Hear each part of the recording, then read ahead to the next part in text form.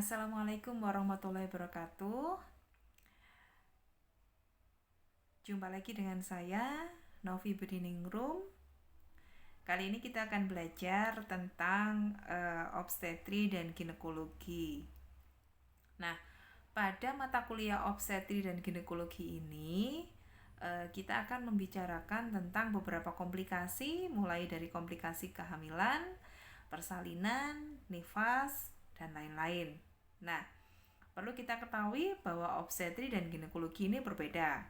Obstetri kita membicarakan tentang segala sesuatu tentang kehamilan sampai dengan persalinan dan nifas. Tetapi pada ginekologi nanti kita akan membicarakan tentang beberapa kelainan-kelainan yang ada pada dunia kebidanan. Nah, untuk pertemuan kali ini kita akan membahas tentang apa saja sih komplikasi pada kehamilan, ya, khususnya nanti kita berbicara tentang proses kehamilan mulai dari trimester awal sampai dengan trimester akhir, komplikasi apa saja yang bisa terjadi pada saat proses kehamilan. Nah, komplikasi kehamilan sangat erat hubungannya dengan usia ibu, paritas, dan jarak kehamilan. Nah, di dalam komplikasi kehamilan ini pasti bisa dipengaruhi oleh adanya penyakit kronis, pernah tidaknya memeriksakan antenatal, karena pada beberapa pasien yang terjadi komplikasi pada kehamilan ini disertai karena sebelumnya si pasien mempunyai infeksi atau penyakit yang sudah ada sebelum kehamilan. Nah, berlanjut pada saat kehamilan tersebut. Selain itu, tidak adanya deteksi dini karena pasien tidak melakukan ANC secara rutin. Nah, dan komplikasi terbanyak pada kehamilan masih diduduki oleh pendarahan dan preeklamsi. Ya. Komplikasi pada kehamilan ini ada beberapa macam. Yang pertama, komplikasi medis selama kehamilan. Komplikasi medis selama kehamilan ini bisa dipengaruhi oleh masalah sistem kardiovaskuler, masalah traktus respiratorius, masalah traktus urinarius, masalah endokrin atau hormon, dan infeksi perinatal. Yang kedua, adanya komplikasi medis periode prenatal. Ya. Nah, pada periode prenatal ini bisa terjadi pendarahan dalam kehamilan atau yang disebut APB atau antepartum bleeding, ya. Kemudian ada cervix incompetence. Cervix incompetence ini adalah suatu kondisi di mana cervix tidak bisa menahan apa yang ada di dalam rahim sehingga terjadi kelahiran yang tiba-tiba.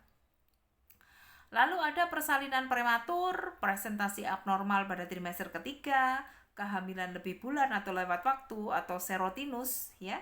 Kemudian deviasi pada pertumbuhan janin kecil untuk usia gestasi atau biasa disebut IUGR, ya. Kemudian deviasi pada pertumbuhan janin besar untuk usia gestasi atau makrosomia, ya.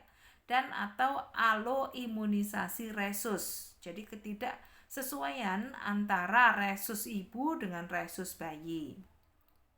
Cuman kalau di negara Asia, apabila kita menikah dengan sesama orang Asia, maka aloimunisasi resus ini jarang sekali terjadi. Yang ketiga ada komplikasi kelahiran dan persalinan. Nah, komplikasi yang berhubungan dengan kemajuan persalinan yang pertama. Bisa juga adanya prolong atau perpanjangan, ya. Dan juga bisa adanya partus precipitatus, ya, atau mendadak dari pembukaan 1 kemudian langsung pembukaan 10. Nah, itu namanya partus precipitatus yang cepat sekali. Nah, kemudian komplikasi yang berhubungan dengan status ibu janin, ya. Ini berhubungan dengan psikologi. Yang keempat, ada komplikasi periode pasca partum. Periode pasca partum yaitu pendarahan pasca partum lanjutan, infeksi, inkontinensia urin. Inkontinensia urin ini biasanya terjadi karena ada tekanan yang tidak terkendali pada saat kepala atau bagian-bagian lain melewati jalan lahir, sehingga ibu nifas tidak bisa buang air kecil secara spontan atau malah buang air kecil yang tidak bisa ditahan. Nah, itu namanya inkontinensia urin ya. Inkontinensia feses ataupun juga inkontinensia flatus, sehingga semuanya ini uncontrol ya. Tiba-tiba keluar feses, flatus yang tidak bisa dikontrol ya. Nah, ini yang kasihan adalah yang menjaga ya. Ini just kidding ya. Nah, kemudian ada gangguan psikologi pasca partum. Ya, gangguan psikologi pasca partum ini ada banyak sekali, mulai dari yang postpartum blues sampai dengan depresi postpartum. Ibu-ibu yang tidak bisa menerima keadaannya menjadi seorang ibu atau belum bisa untuk menerima kondisinya ya menjadi seorang ibu atau belum bisa merawat bayinya sendiri, maka dia akan mendapati suatu namanya postpartum blues ya.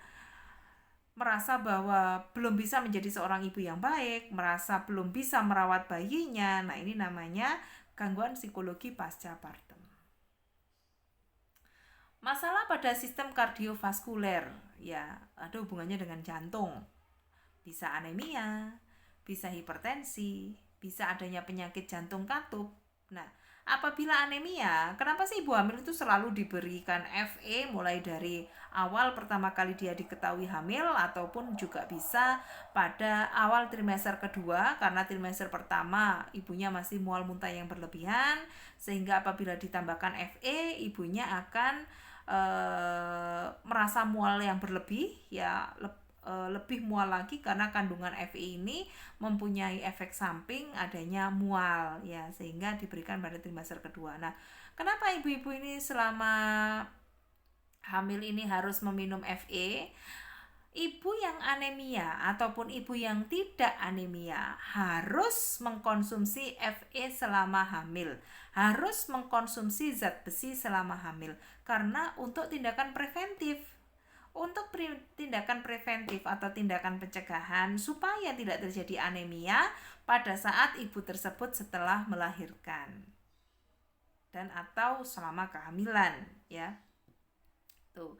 Nah, kemudian yang kedua adanya hipertensi. Hipertensi ini ada yang sebelum hamil ibunya sudah menderita hipertensi atau selama kehamilan hipertensi yang tiba-tiba atau yang biasa disebut preeklamsi ya, dan penyakit jantung katup. Nah, kemudian ada masalah traktus respiratorius ya, ada masalah traktus urinarius, ada infeksi perinatal dan masalah endokrin. Nah, kemudian komplikasi obstetrik pada periode prenatal. Adapun komplikasi pada periode prenatal, yang pertama adanya pendarahan dalam kehamilan, seperti abortus spontan, kehamilan ektopik. Kehamilan ektopik ini merupakan kehamilan di luar dari organ selain uterus ya. Nah, kemudian penyakit trophoblast gestasional, penyakit darah ya. Kemudian plasenta previa, solusio plasenta, dan penyebab pendarahan dalam kehamilan atau antepartum bleeding terbanyak adalah adanya plasenta previa dan solusio plasenta. Kemudian adanya serviks inkompeten, yaitu dilatasi serviks yang tidak nyeri tanpa kontraksi pada trimester kedua. Pada trimester kedua tiba-tiba ada pembukaan pada porsio, karena porsio tidak kuat lagi untuk menahan bebannya yang ada di dalam uterus ya, sehingga buah kehamilan harus dikeluarkan dengan spontan. Kemudian ada kehamilan lewat waktu atau kehamilan yang berlangsung lebih dari 42 minggu ya, namanya serotinus atau post-date. Kemudian ada persalinan prematur. Persalinan prematur adalah persalinan yang kurang dengan usia kehamilan yang kurang dari 36 minggu. Ya, itu namanya persalinan prematur. Kemudian presentasi abnormal pada ini ya, pada kehamilan cukup bulan ya, pada kehamilan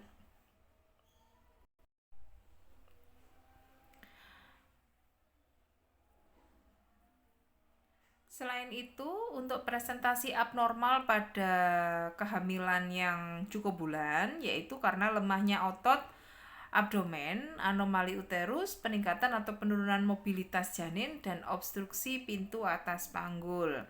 Lalu ada inkompatibilitas dari golongan darah, ya, antibodi anti A atau antibodi B, dan sel darah merah janin mengandung antigen A atau B, sehingga apabila terjadi hubungan dengan golongan darah dari si ibu, maka akan ada suatu kelainan yang tidak bisa menghubungkan antara golongan darah ibu dan golongan darah bayi ya. Lalu ada aloimunisasi resus, yaitu harus dilakukan transfusi fetu maternal dari resus positif bayi ke resus negatif ibu ya. Nah, aloimunisasi resus ini terjadi karena resus ibu dan bayi tidak bisa disandingkan ya. Jadi tidak sejalur ya. Contoh, ibu mempunyai resus yang positif ya. Kalau kita orang Asia ini kebanyakan resusnya positif. Apabila kita menikah dengan orang yang mempunyai resus negatif, maka nanti bayi yang kita kandung itu bisa mempunyai resus yang positif ataupun yang negatif. Nah, kalau dia mempunyai resus yang negatif, otomatis tidak akan bisa sejalan dengan resus kita. Jadi tidak akan bisa menyatu dengan resus darah pada ibu. Nah, kalau dengan kondisi seperti ini, ya biasanya akan ada membentuk suatu antiresus yang bisa menyelamatkan bayi. Nah, apa yang terjadi apabila tidak terbentuk suatu antiresus? Maka bayi itu tidak akan bisa bertahan. Karena apa? Semua yang dilalui pada plasenta, baik itu makanan, nutrisi, dan segala sesuatu maupun oksigen juga yang dibutuhkan oleh bayi melalui peredaran darah transplasenta. Nah, apabila resusnya ini tidak sejenis dengan resus ibu, maka akan terjadi suatu kelainan yang menghambat adanya transfer melalui plasenta. Ya, nah itu. Kemudian ada large for gestasional atau LGA, berat janinnya itu lebih dari 4.000 gram yang disebut makrosomi. Atau malah sebaliknya, small for gestational age atau SGA, ya, bayi dengan berat badan pada atau di bawah persentil 10 untuk usia gestasi atau biasa disebut IUGR ya, intrauterine growth retardation. Tuh. Nah, kemudian ada komplikasi persalinan dan kelahiran. Komplikasi yang berhubungan dengan kemajuan persalinan seperti fase laten memanjang, fase aktif memanjang, henti fase aktif, penurunan lambat dan terhenti, persalinan cepat ya. Nah, kemudian ada komplikasi yang berhubungan dengan status ibu janin, contohnya malpresentasi, gestasi multiple, infeksi maternal, ruptur membran, ruptur uterus, inversi uteri, prolaps tali pusat ya, intoleransi janin terhadap persalinan, disosia bau, dan hemoragik pada awal partes. Tuh. Kemudian ada komplikasi periode pasca-partum atau HPP ya, pendarahan pasca-partum, ada HPP primer dan ada HPP sekunder. Pada HPP primer yang berlangsung selama 24 jam setelah bayi lahir atau setelah plasenta lahir ya, kehilangan darah sebanyak lebih dari 500 ml 24 jam pertama setelah persalinan. Penyebabnya ada banyak ya. Salah satunya sisa plasenta, kemudian bisa juga karena endometritis puerperalis, pendarahan fungsional, dan pendarahan karena adanya luka atau laserasi pada jalan lahir. Kemudian ada inkontinensia urin, feses, dan flatus. Ini biasanya dikarenakan trauma pada otot pelvik dan sphincter anal, cedera pada saraf sakral dan pudendal. Maka dari itu apabila kita melakukan pertolongan persalinan harus sesuai dengan SOP atau sesuai dengan standar ya. Kemudian saat kita melakukan heating hati-hati pada perlukaan derajat 3 dan 4 tidak boleh kita lakukan sendiri, harus kita rujuk. Apabila kita tetap melakukan heading pada laserasi derajat 3 dan 4 dan kemudian kita lakukan suatu kesalahan, maka bisa terjadi hal-hal yang fatal. Salah satunya adalah inkontinensia, urin, feses ataupun flatus. Ya, nah, apabila terjadi seperti ini, siapa yang akan dirugikan? Yang akan dirugikan pasti pasiennya. Ya, bisa terjadi hal-hal yang tidak diinginkan seperti infeksi dan juga bisa terjadi hal-hal yang lebih fatal dari itu, ya. Nah, apabila terjadi infeksi, ya, apabila seorang ibu bersalin mengalami demam yang bersuhu sekurangnya 38 derajat Celcius, ya, ada kenaikan suhu. Sebenarnya kenaikan suhu pada ibu bersalin ini normal, pada ibu nifas ini normal. Karena apa? Karena selama persalinan ibu tersebut akan kekurangan intake cairan atau intake minum, ya, intake cairan pada tubuhnya, kemudian dia harus kelelahan saat mengejan, lalu under pressure karena dia harus memikirkan dirinya sendiri dan bayinya. Nah, kemudian dengan penyebab-penyebab itu bisa terjadi demam pada 2 kesempatan atau lebih dalam masa 10 hari setelah melahirkan, ya. Tidak termasuk 24 jam pertama, karena 24 jam pertama ada kenaikan suhu itu merupakan suatu hal yang normal. Tetapi setelah itu kalau ada kenaikan suhu apalagi lebih dari 37,5 dan atau lebih dari itu, ya, maka diartikan bahwa ada suatu infeksi yang entah dari mana penyebabnya dan kita harus tanggap akan adanya infeksi tersebut. Pada infeksi nifas setelah persalinan pervaginam, tempat implantasi plasenta dan desi-2 serta myometrium yang paling banyak terjadi infeksi, ya. Kemudian infeksi setelah sesio sesar atau operasi SC, ya, merupakan suatu hal yang patogenesis yang harus ditangani secara cepat dan tepat. Infeksi luka operasi merupakan sarang dari bakteri yang mengkolonisasi serviks dan vagina. Aksesnya ke cairan amnion, ya, yaitu menginvasi jaringan mati di tempat histerektomi apabila terjadi histerektomi. Apabila tidak dilakukan histerektomi atau dilakukan suatu pembedahan biasa, nah di sana juga merupakan suatu tempat yang paling nyaman untuk bakteri-bakteri untuk salah satu penyebab infeksi, ya. Kemudian ada gangguan psikologis pasca partum seperti yang saya bilang tadi, ya, sedikit saya ulas tadi, ya, bahwa setelah melahirkan ini ibu nifas bisa terjadi gangguan psikologis pada pasca partum, yaitu ada 3 kategori: pasca partum blues atau kesedihan pasca partum, depresi pasca partum non psikosis, dan psikosis pasca partum. Nah, dari mana kita membedakan ketiga dari kategori ini? Dari keluhan-keluhan atau gejala-gejalanya. Kalau ibu tersebut masih bisa istilahnya move on, ya, dalam beberapa hari setelah melahirkan, maka dikategorikan menjadi pasca partum blues atau postpartum blues. Dan pasca partum blues atau postpartum blues ini masih bisa kita tangani dengan baik apabila ibunya juga kooperatif. Namun kalau sudah sampai ke depresi pasca partum, non psikosis, apalagi pada psikosis pasca partum yang bisa melukai dirinya sendiri dan juga bayinya, nah ini membutuhkan perawatan yang lebih intensif, ya. Jadi kita sebagai bidan apabila ada pasca partum yang sampai pada psikosis, maka kita harus melakukan rujukan. Kemudian adanya penurunan estradiol yang drastis, penurunan serotonin, dan sehingga terjadi depresi, ya. Pada gangguan psikologis ini, fungsi neurotransmitter yang terganggu menyebabkan hiperaktivitas hipotalamus dan kelenjar adrenalin sehingga terjadi postpartum blues atau blues pasca partum. Nah, sekian dari saya untuk pertemuan pertama pada obstetrik ginekologi. Nanti selanjutnya akan kita bahas lebih lanjut di pertemuan selanjutnya. Semoga bermanfaat. Saya akhiri sekian. Wassalamualaikum warahmatullahi wabarakatuh.